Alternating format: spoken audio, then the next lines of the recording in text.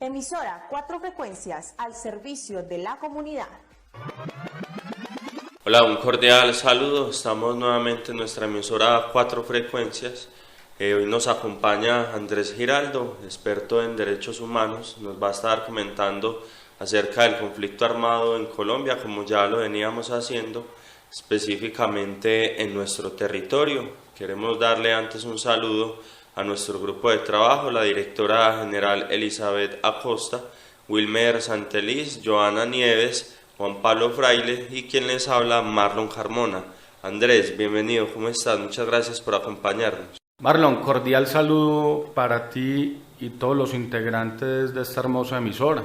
Para mí nuevamente es un placer estar acompañándolos en esta nueva entrega de Derechos Humanos. Andrés, los programas anteriores habíamos iniciado como con un recorrido y una introducción a lo que ha venido siendo el conflicto en nuestro país, algo sabido por todos, algo que ha durado más de lo deseable. Vamos a continuar con el tema y queremos saber un poco el conflicto armado, cómo llega y cómo se desenvuelve en nuestra ciudad, en nuestro departamento. Muy bien, para abordar este tema, que ha sido un poco espinoso y complejo, pues el tema del conflicto armado en nuestro país desde el ámbito de los derechos humanos, como decíamos anteriormente, junto con las comisiones de la Corte Interamericana de Derechos Humanos y la Comisión Interamericana de Derechos Humanos, pues han habido varias visitas in loco analizando el tema de las garantías de los grupos poblacionales vulnerables de nuestro territorio, donde se han hecho una serie de recomendaciones para nuestro país acerca de este conflicto que ha habido en nuestro país, que como decía Mark Chesney, pues han habido varios escenarios, o lo divide en varios escenarios, desde un ámbito anticomunista, luego antinarcótico, luego antiterrorista y luego pro acuerdos de paz. Que resaltábamos algo característico y es que lastimosamente el conflicto en nuestro país es estudiado más por los académicos internacionales que por los nuestros mismos. Pero nosotros tenemos una ventaja y es que hemos tenido territorio y hemos vivido objetivamente el conflicto que se vive entre el territorio. Porque queramos o no, pues hay una realidad y es que todos hemos sido víctimas directa o indirectamente de ese conflicto que vive nuestro país. Entonces, para empezar a diferenciar ese escenario tan complejo que ha sido este conflicto interno armado, pues tenemos que empezar diciendo que en Medellín es una ciudad muy característica dentro de los 32 departamentos de Antioquia. Incluso estadísticamente tenemos aproximadamente más de 600.000 víctimas incluidas dentro del registro único de víctimas, que más adelantico vamos a hablar de este registro. Y tiene una característica muy particular, y en Medellín es una ciudad o es un municipio, un distrito, como lo llamamos ahora, donde ha existido de todo, ha habido de todo, ha habido milicias urbanas, ha habido grupos de guerrilla, ha habido autodefensas, ha habido paramilitares, ha habido disidencias de esos grupos paramilitares después del acuerdo de la ley 975 del 2005, luego desde la 1448 del 2011, pues sigue existiendo este conflicto, pero ha tenido unas mutaciones muy interesantes, pero que no dejan de ser los mismos actores camuflados bajo distintas denominaciones. Y algo particular dentro de ese conflicto también es que Medellín absorbido, y no solo Medellín, sino todos los municipios a nivel del país, han absorbido la problemática rural. Me explico. Cuando se inicia el conflicto dentro de la ciudad de Medellín, ha habido una característica y es que ha retomado esos diversos escenarios que existían en lo rural.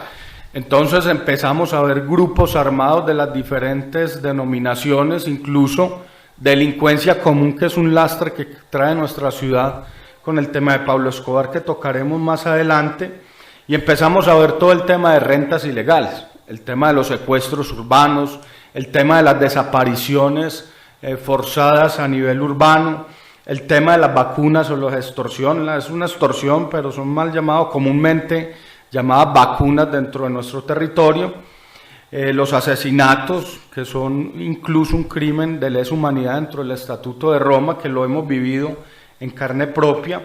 Vemos la masacre, vemos que estos grupos ya utilizan, por ejemplo, armas de largo alcance. Entonces, el panorama que tenemos es que la ciudad ha absorbido la problemática rural en cuanto a ese conflicto urbano, y esto ha dificultado mucho más al aplicar esa ley 1448 del 2011 en territorio, identificar quiénes son los verdaderos autores dentro de ese conflicto que vive el territorio, especialmente la ciudad de Medellín. Entonces, una de las preocupaciones es que Medellín, como distrito, como ciudad, ha absorbido el tema del conflicto armado en lo rural también, y eso dificulta más las cosas para hacer un estudio más objetivo sobre ese conflicto armado que vivimos en territorio. Además, Andrés, lo pensaba mientras nos explicabas de que Medellín sufre además una coyuntura política.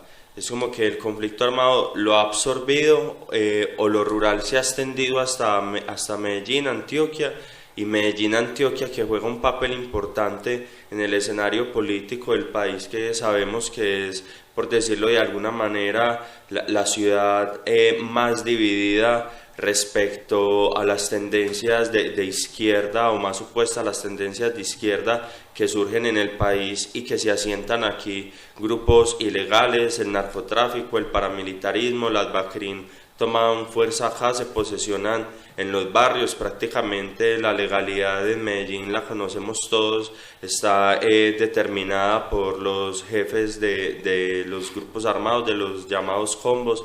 Entonces es como que Medellín se presta de muchas maneras para que en él surjan todas estas problemáticas que nos comentas, Andrés. Entonces me surge la pregunta de ¿cómo se puede abordar este tema? ¿Cómo se puede ir solucionando a alguien que ha sido vulnerado en sus derechos humanos, que es nuestro tema, respecto de estas situaciones? Todo esto, ¿cómo se puede comenzar a tratar o a solucionar? Bueno, muchas gracias, Marlon, por esa pregunta. Ahí hay que hacer o plantear escenarios muy diversos. Lo primero que podríamos decir es que lamentablemente el departamento de Antioquia es un departamento receptor, y la ciudad de Medellín, de estas problemáticas dentro del conflicto armado.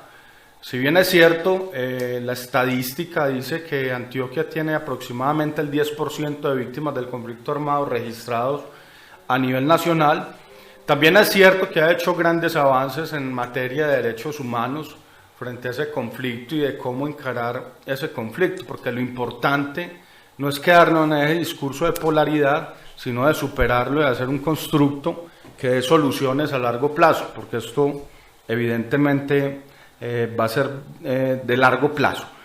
Entonces, un tema, por ejemplo, que se está tratando desde la mesa, el constructo que hay dentro de la mesa, es un tema de memoria histórica, no solo memoria histórica a nivel del conflicto armado, que debería ser una medida de reparación en la 1448 y no lo es, sino de memoria histórica a través de nuestra identidad como pueblo antioqueño también.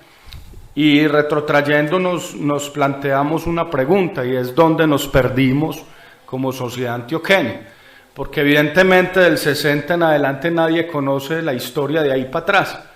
Entonces, una invitación es, por ejemplo, venir al Museo Casa Memoria San Pedro, donde ese siglo XVIII y XIX fueron la época de oro del departamento de Antioquia, porque Antioquia era vista a nivel mundial como un gran departamento en desarrollo con sus limitantes, y sin embargo esos hombres fueron lo que construyeron lo que Antioquia es hoy en día. Entonces hay que hacer primero un recorrido de memoria histórica muy interesante para recuperar nuestros valores, nuestros principios y ese sentido de identidad paisa.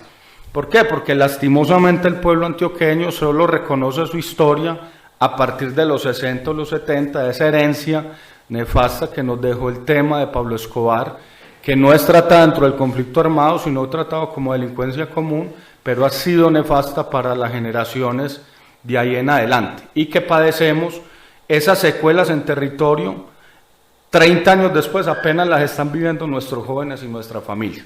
Entonces, ese es un tema que tenemos que superar y empezar nuevamente a retomar y a construir esa memoria histórica e identidad antioqueña que tanto necesitamos.